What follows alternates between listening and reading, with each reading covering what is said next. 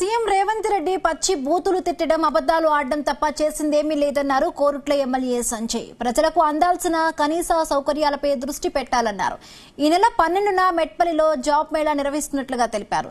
ఈ జాబ్ మేళాలో 50 కంపెనీలు పాల్గొంటాయని, 2000 వరకు ఉద్యోగాలు కల్పిస్తారని చెప్పారు. ఈ అవకాశాన్ని జిల్లా యువత సద్వినియోగం చేసుకోవాలని సూచించారు ఎమ్మెల్యే సంజయ్. పోల్ ప్రామిసెస్ లో కాంగ్రెస్ పార్టీ చేసిన ప్రామిసెస్ లో మీరందరూ కూడా మీ రికార్డ్స్ లో ఉంటుంది.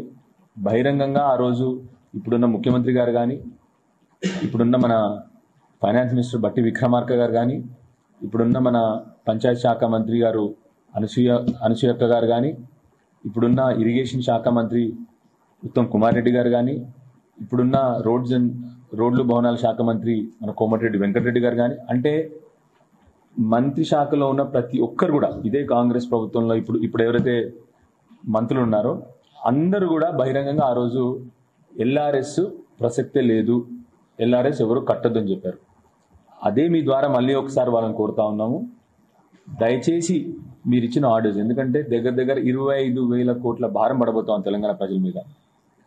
సో నిజాన్ని చెప్పాలంటే మనం చేయాల్సిన పని చేయకుండా వాళ్ళ మీద భారం వేస్తా ఉన్నాం. సో దయచేసి దీన్ని విత్డ్రా చేసుకోవాలని చెప్పి మేము రిక్వెస్ట్ చేస్తా ఉన్నాను.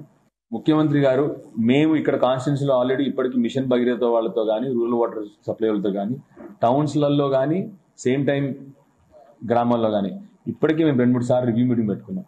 ఇప్పటికీ ముఖ్యమంత్రి గారు ఇప్పటివరకు రివ్యూ మీటింగ్ పెట్టలేదు. పెట్టకపోగా నిన్న బహిరంగంగా అబద్ధాలు చెప్పినారు సార్. సాగునీరు మీద ఇప్పటి వరకు కూడా రివ్యూ పెట్టలేదు వారు. కేవలం నేను టీఆర్ఎస్ ని కథం పట్టిస్తా, బీఆర్ఎస్ ని కథం పట్టిస్తా, కేసీఆర్ గారిని చంపేస్తా, కేసీఆర్ గారు ముక్కు కోస్తా, ఇవి తప్ప ఇప్పటి వరకు కూడా రివ్యూ మీటింగ్ పెట్టలేదు.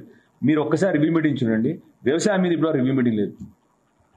రైతు బంధు వచ్చిందని ఒకరోజు అబద్ధం చెప్తారు, ఒకరోజు కరువు వచ్చిందని అబద్ధం చెప్తారు. రోజు ఒక అబద్ధం చెప్పి ప్రజల మీద భారం వేయడం తప్ప, ప్రజల్ని పిచ్చోలు చేయడం తప్ప, అదే ఎలక్షన్లు ఎట్లా అయితే క్యాంపెయినింగ్ చేసినారో అదే పద్ధతిలో నడుస్తూ ఉంది. సో నా రిక్వెస్ట్ ఏంటంటే, ఈ రాజకీయాలు మానుకొని ప్రజల కోసం నిజాలు చెప్పి, ఇప్పుడు ముఖ్యమంత్రి అయిన తర్వాత అబద్ధాలు చెప్పడం తప్పు.